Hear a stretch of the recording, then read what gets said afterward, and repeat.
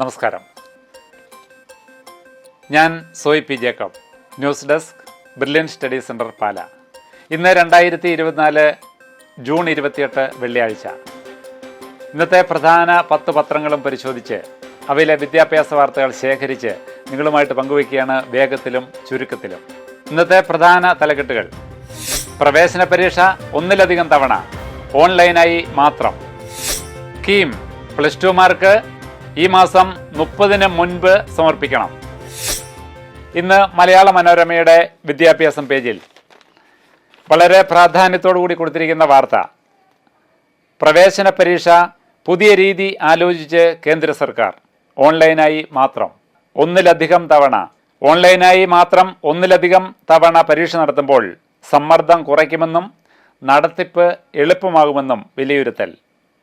ദേശീയ മെഡിക്കൽ പ്രവേശന പരീക്ഷ നീറ്റ് UG ഉൾപ്പെടെയുള്ള എല്ലാ പ്രവേശന പരീക്ഷകളും വർഷത്തിൽ ഒന്നിലേറെ തവണ നടത്താനും കമ്പ്യൂട്ടർ അധിഷ്ഠിത രീതിയിൽ മാത്രം നടത്താനും കേന്ദ്ര സർക്കാർ ആലോചിക്കുന്നു.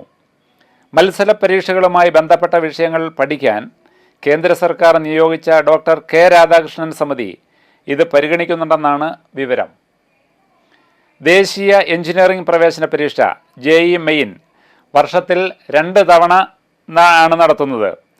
ഇത്തരത്തിൽ ഒന്നിലേറെ തവണ പരീക്ഷ നടത്തുന്നത് വിദ്യാർത്ഥികളുടെ സമ്മർദ്ദം കുറയ്ക്കുമെന്നും പരീക്ഷാ നടത്തിപ്പ് എളുപ്പമാകുമെന്നാണ് വിലയിരുത്തൽ.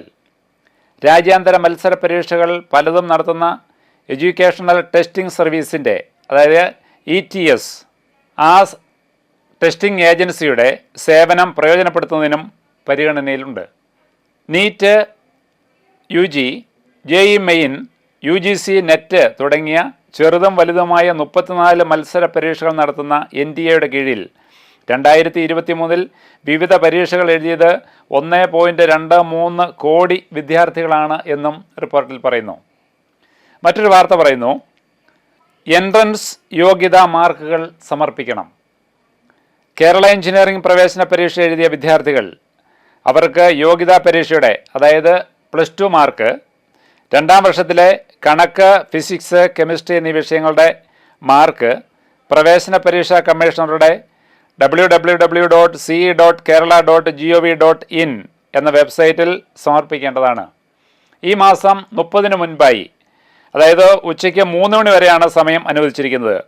അതിനു മുമ്പായി സമർപ്പിക്കണം എന്ന് റിപ്പോർട്ട് പറയുന്നു. വെബ്സൈറ്റ് വഴി യഥാസമയം മാർക്കുകൾ സമർപ്പിക്കാത്തവരെ എഞ്ചിനീയറിംഗ് റാങ്ക് ലിസ്റ്റിൽ ഉൾപ്പെടുത്തില്ല എന്നും പത്രം റിപ്പോർട്ട് ചെയ്തിരിക്കുകയാണ്. ഇതോടെ ഇന്നത്തെ വിദ്യാഭ്യാസ വാർത്തകൾ പൂർണ്ണമാവുന്നു. വീണ്ടും കാണാം. നന്ദി, നമസ്കാരം.